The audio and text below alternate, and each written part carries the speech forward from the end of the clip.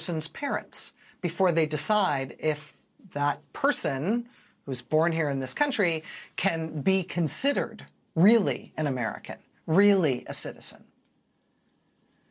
I mean, before, just to put this in perspective, before this current experience we are having right now with the Trump administration trying to build, in Hagerstown, Maryland, and Social Circle, Georgia, and Salt Lake City, and all these other places, before this experience we're having now, where they're trying to build these huge Trump prison camps to hold people without trial indefinitely. Before this, the last time we had massive domestic prison camps in this country to hold people indefinitely and without trial, the last time we did something like this was in World War II, when the U.S. government locked up Japanese Americans for years, regardless of their citizenship, on the theory that their race alone made them dangerous and justified putting them in what were effectively concentration camps, even though they weren't called that. Well, now today, Japanese American groups and experts on Japanese American incarceration during World War II, they've been filing friend of the court briefs in this Supreme Court case ahead of the oral arguments in the birthright citizenship case this week. Law professor Eric Muller of the University of North Carolina is a nationally recognized expert on what happened to Japanese Americans during the war. He has written 4 books on the incarceration of Japanese Americans during World War II. He has submitted a friend of the court brief in which he explains, sort of patiently, that even in World War II, even when we were so panicked about the loyalties and the allegiances of whole huge swaths of our population, so much so that we effectively created a concentration camp system to lock up an entire ethnic group for years on the basis of how scared we were about their supposed loyalties and allegiances. Even then, even when citizens of Japan, who we had locked up in those camps, had babies here inside those camps. Even then, there was no controversy at all about the fact that those babies, born in American concentration camps to citizens of another country, those babies born here were definitely American. Even beyond that, even when people had renounced their American citizenship during World War II, and as people who had renounced their citizenship, we had them locked up in prison camps here. If those people who renounced their citizenship had babies here while they were in prison here, there was no question, no controversy at all that their babies born here in prison were Americans by virtue of the fact that they were born here. And as Professor Muller points out to the court in this friend of the court brief, even beyond that, it gets even worse and weirder. Because in World War II, the United States went so far as to go out into the world to grab a whole bunch of people who had no ties to the United States of America whatsoever. We were at war with Japan. Japan had lots of American prisoners of war.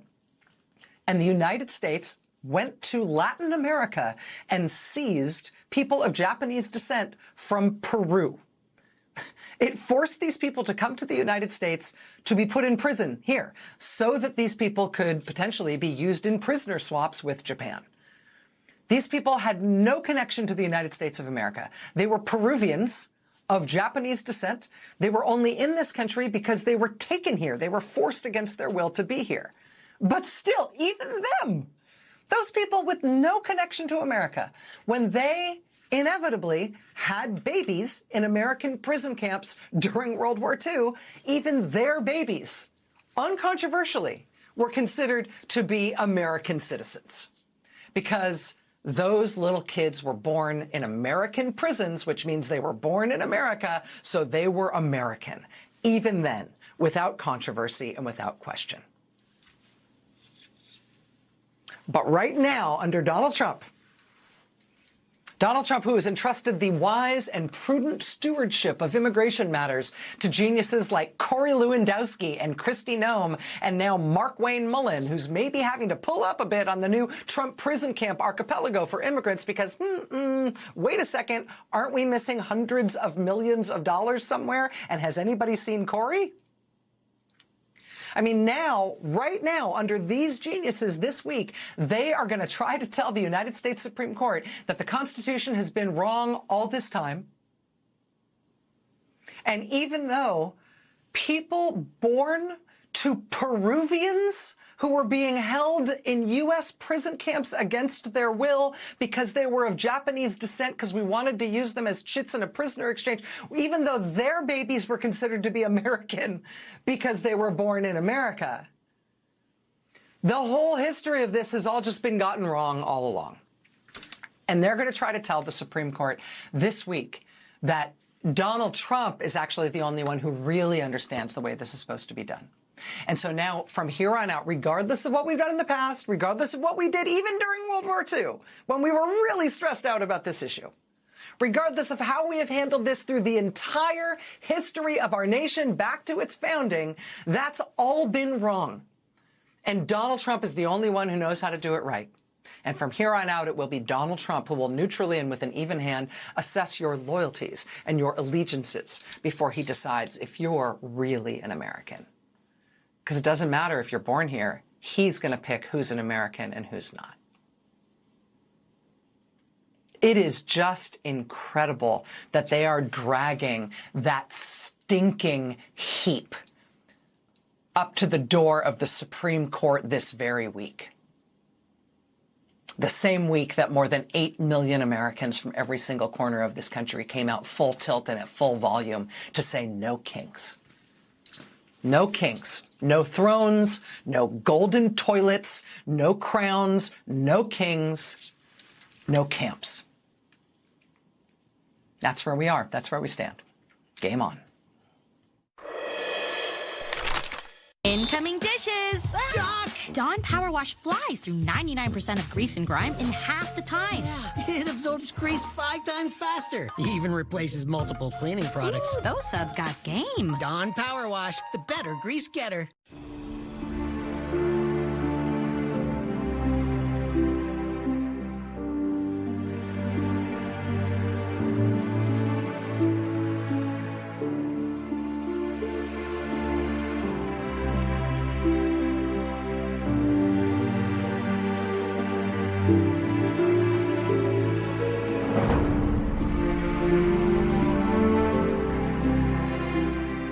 We need your help.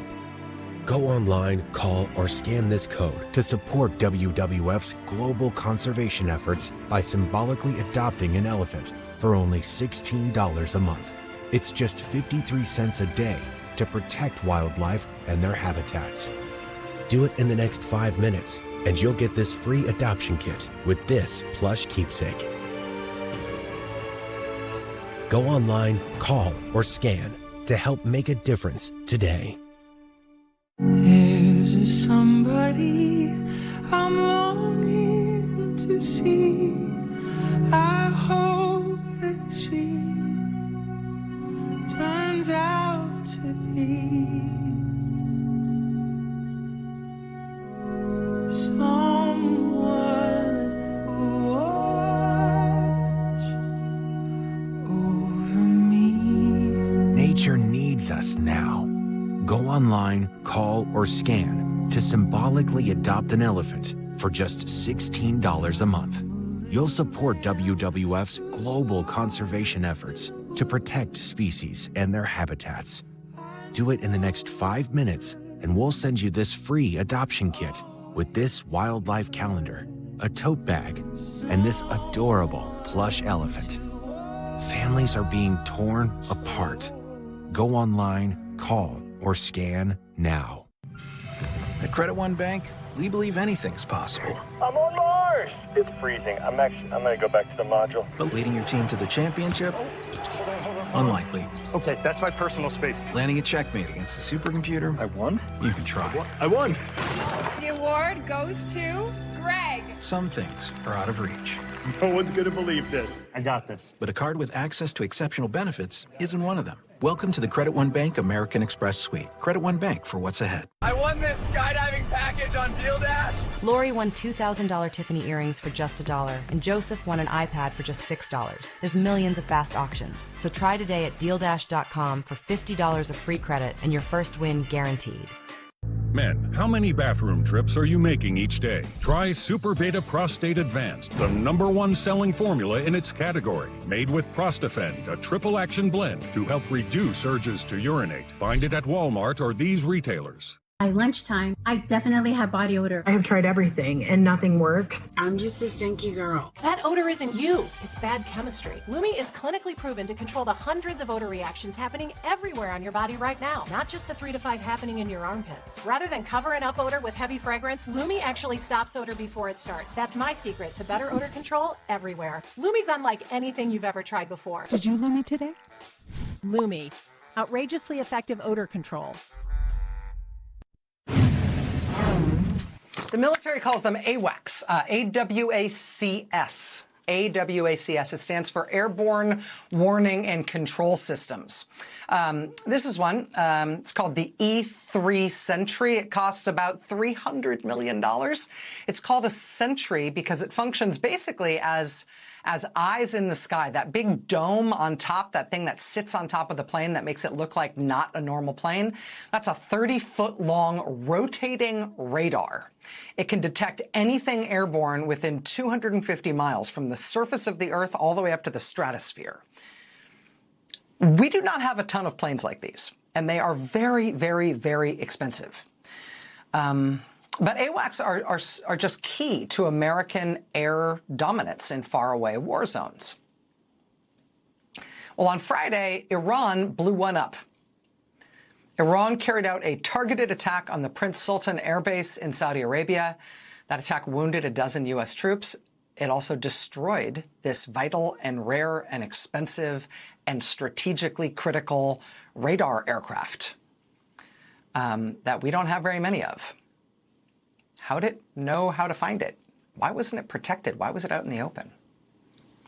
Over the weekend, Ukraine's President Volodymyr Zelensky told NBC News that it wasn't Iran that figured out where that vital U.S. aircraft was sitting there unprotected. It was Russia. In an interview with NBC, Zelensky shared his own briefing from Ukraine intelligence. It showed that Russian satellites had taken images of that airbase in Saudi Arabia, not once, not twice, but 3 times in the week leading up to the strike that injured all those American troops and destroyed that critical plane.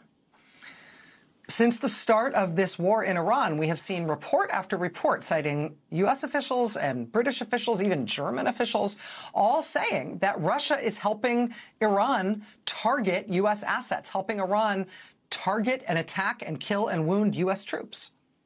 So how is the United States roaring back at Russia for that? How are we getting them to back off? How are we making them pay for doing that? Not at all. We're not doing anything, quite the opposite.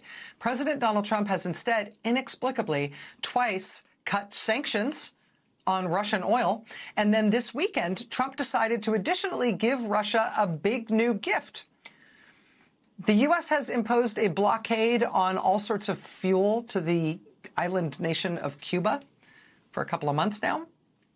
But this weekend, for some reason, who knows why, Trump decided to let a Russian oil tanker go right through the blockade, sail on through unmolested to bring oil to Cuba anyway. I mean, Trump's war on Iran has been one question mark after another about the most serious stuff in the world. Tonight, not only is the Strait of Hormuz still unsafe for shipping, but Iran appears to have hit a fully loaded Kuwaiti oil tanker in the port of Dubai. The crew were reportedly unharmed, but they hit the tanker. Meanwhile, this weekend, thousands of troops from the U.S. Army's elite 82nd Airborne Division, the paratroopers, arrived in the Middle East, which means there are more than 50,000 American troops in the region. Trump reportedly wants to send 10,000 more. The latest deployments include large numbers of special operators, including Navy SEALs. What are they there for? What is Trump going to tell them to do? What is the point of this war at this time? Joining us now is Ben Rhodes, former Deputy National Security Advisor for President Obama.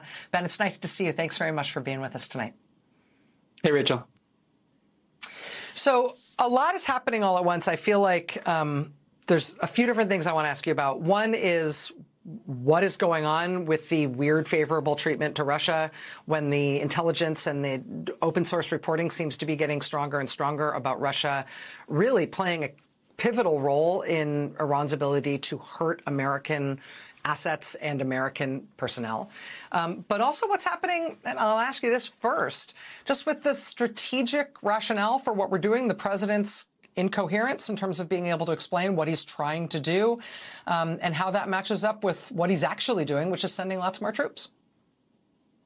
Well, the reality is, I just don't think he knows what he's doing. It seems like he launched this war thinking that Iran would capitulate quickly and he'd have some quick win like he did when he took out and abducted Nicolas Maduro in Venezuela. And anybody that has done any war games or looked at Iran would know that that would not be the case, that this is a deep regime that would resist and that would lash out across the region as they have. And the war thus far has been a strategic disaster, Rachel. I mean, let's just talk about Russia since you teed it up in your introduction there. Vladimir Putin benefits because the price of oil is up. That is money in his pocket because that's what Russia relies on for revenue.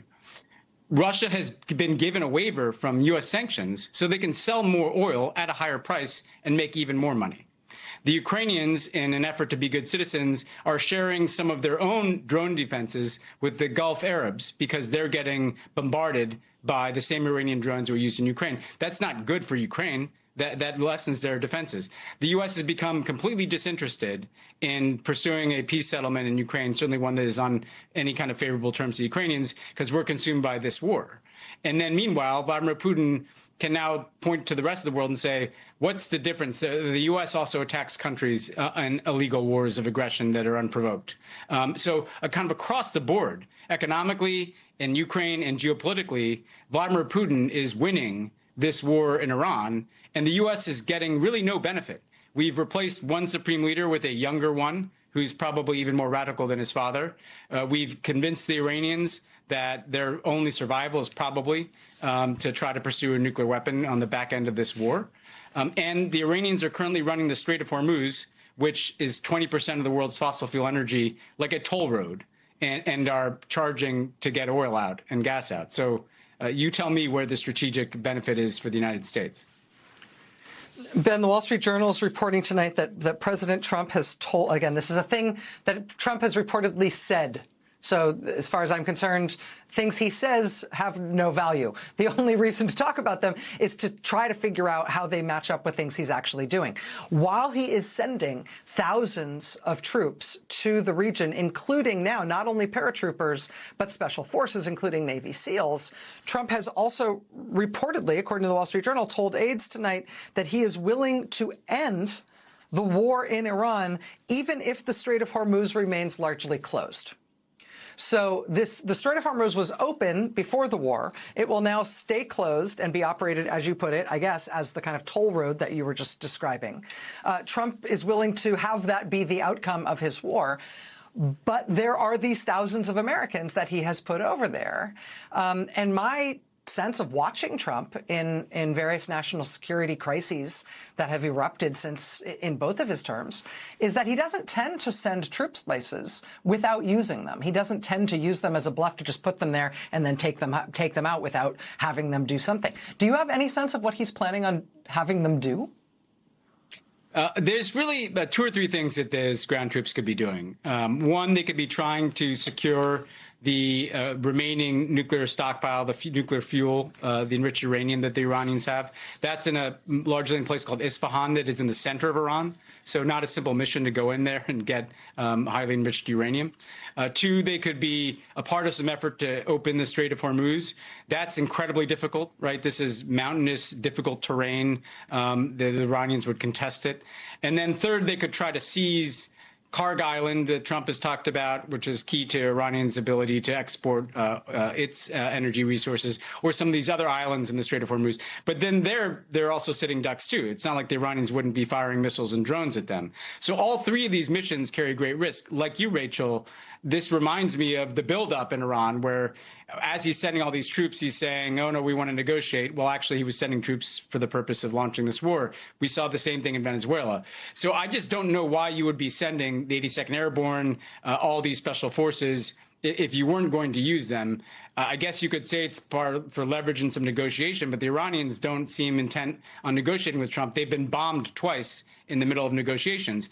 If he were somehow to leave the Strait of Hormuz closed, then we suffer all the global economic impacts, the potential catastrophe to our own economy. He doesn't seem to understand that either. He keeps saying that we don't use the Strait of Hormuz. That fundamentally misunderstands energy markets. It may be that more of that oil and gas goes to Europe and Asia, but look at the price at the pump, right? It impacts us too. So we were dealing with either an escalatory cycle that he can't get out of, or just a tremendous amount of incompetence, because he should be trying to negotiate the reopening of the Strait as the pathway to ending the war. Ben Rhodes, former Deputy National Security Advisor. Ben, really helpful to have you here tonight. This is a seriously muddy situation, but your clarity is really helpful. Thank you. Thanks, Rachel. All right, much more news ahead. Stay with us. When congestion has you feeling off, turn on new Afrin Saline, made with seawater, and feel the rush of extra strength daily relief. Wow. Afrin Saline. Now, the wow is real every day. The Supreme Court will hear a case challenging birthright citizenship. The 14th Amendment guarantees birthright citizenship.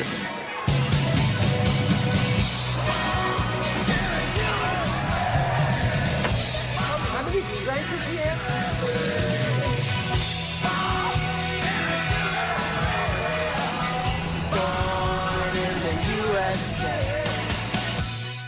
To remind you that 60% of sales on Amazon come from independent sellers, Jess from Planetary Design will pour 60 cups of coffee for 60 adventurers. Shoot, lost count. Shop small business on Amazon. To remind you that 60% of sales on Amazon come from independent sellers, John from Bluecorn Beeswax will light 60 candles for Marv and Ethel's 60th wedding anniversary. Marv? Ethel? Shop small business on Amazon. This is an urgent appeal from Save the Children. أنا أخواتي بيموتوا من الجوع ما صرت أغذية كمان بيغوا بالليل بيبكوا من الجوع يعني ما بنحسن يعني نعمل لهم أكل أنا بضل باخذها بسكتها وما بتسكت كمان مو بس أختي صغيرة جوعانة وأخواتي كل طلع 11 ويمتحنوا For Tariq, Asha, and Kaltoon, watching their siblings experience the pain of malnutrition is heartbreaking. They are among the your support right now to help save children's lives. Please call or go online to give just $10 a month, only 33 cents a day. You can help us provide food, essentials, life-saving medical care, and help children who need it most. We need 1,000 new monthly donors this month to reach children around the world and right here at home.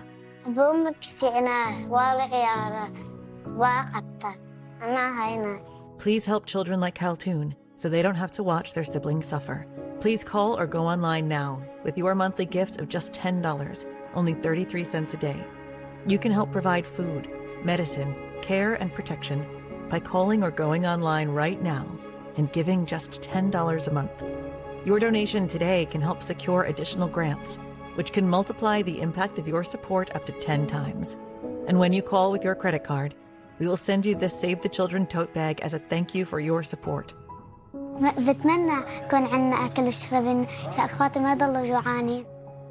Your small monthly donation of just $10 could be the reason a hungry child survives. Show them they're not alone. Please call or go online to givetosave.org to help save lives. We knew our last Verbo was going to be incredible. We didn't know the hot tub was broken. But thanks to Verbo Care and 24/7 live support, they moved us. Better place, better hot tub. Got any room for Dad? Think again, Bruce. Yeah. Teenagers are full of surprises. Verbo is not. If you know, you're Verbo. 9 tablets of 100 milligram generic Viagra for $7. Honestly, I thought it was a scam, but Friday Plans made the process so simple. No awkward doctor visits, no hidden fees, and free shipping to my door. The pills work just like the name brand, and the results? Let's just say my wife hasn't stopped smiling. It's the best $7 I've spent in years. All you need to do is go to FridayPlansPack.com and answer a few medical questions. A doctor reviews your answers and prescribes you online if appropriate. It arrives in just 3 days in a discreet package. Each tablet is individually packed. You get 9 tablets of 100 milligram generic Viagra for just $7. The prescription is free and the shipping is free as well. The pills work just like the name brand. I feel like I'm in my 20s again, and my wife says I've never been more confident. I'm blown away by how easy and affordable it was. My only regret is waiting so long. Seriously, this deal from Friday Plans is too good to miss. Go to FridayPlansPack.com and try it. You won't regret it.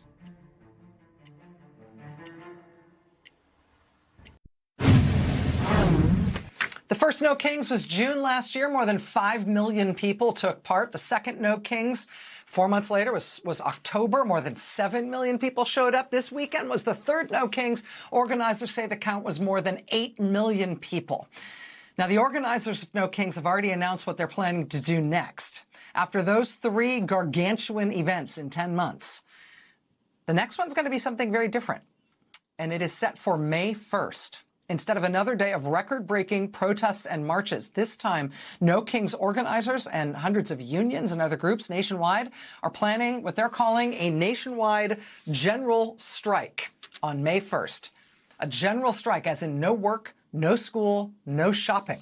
Friday, May 1st. Joining us now is Ezra Levin, a co-founder of Indivisible, one of the No Kings organizers. Ezra, I know you have not slept enough, and so you are forgiven for rambling or not making sense at this point. But I know it was a ton of work. How do you think things went on Saturday? Rachel, I can't hardly imagine how it could have gone better. I mean, you've covered it earlier in this program. The joy and the power on display in thousands of communities across this country, patriotic Americans showing up for their constitutional rights and demonstrating that democracy will reassert itself. It was incredible, and that was half the goal, was to get as many people there on one day in an unexpected number of places. But the other half of the goal you're covering here, which is what comes next. In terms of what comes next, you guys are getting very specific about it. I understand that you guys have a mass call, a nationwide call scheduled for tomorrow, talking about what's next after this weekend's No Kings Day protests, before what's going to happen on May 1st. What's the point of that call? What are you asking people to do between now and the May 1st general strike? That's right. So if you go to indivisible.org, you can go and register for this call to get up to speed on what's coming next. But as you mentioned, this isn't just another protest. As important as protest is, this is modeled on what we learned in the Twin Cities. They had a day of truth and action in January when they were pushing back against the ICE goons who were terrorizing their city. And the day of truth of action in the Twin Cities saw thousands of clergy and teachers and nurses and community leaders linking arms with no school, no business, no shopping, because as important as it is to show up on a Saturday in millions, exercising your economic might is a key tactic that successful anti-authoritarian movements use. And when we get to the midterms, I think we're going to get out the vote. I think we're going to crush the regime in the midterms. And I also believe Donald Trump will not go quietly. He will try to sabotage those election results. And when that happens, we have to be prepared to use that economic might. And so May Day is a chance for us to replicate what we saw in the Twin Cities nationwide, to match the breadth of mobilizing that we saw through No Kings with the depth of organizing that we've seen in the Twin Cities. I think this is an important tactical escalation that is going to grow our power and allow us to actually win and protect the results of the midterm elections. May 1st, general strike, mass call tomorrow, talking about what's next and planning for that. Ezra Levin, co-founder of Indivisible. I hope you get some sleep this week. I know sort of no rest for the wicked, but thanks very much for joining us tonight, Ezra. It's good to see you. Thank you, Rachel.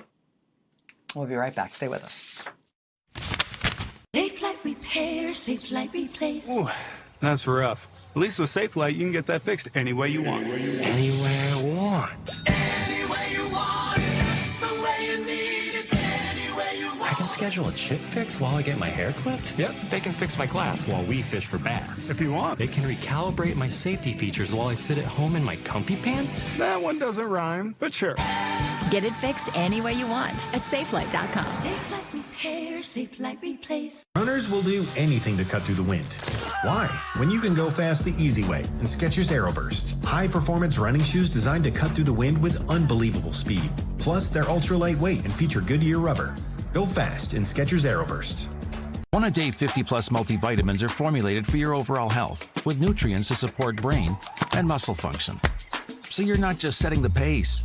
you're one step ahead. Next time, slow down. One a day 50 plus, the one for you. When I was diagnosed with HIV, I didn't know who I would be. But here I am, being me.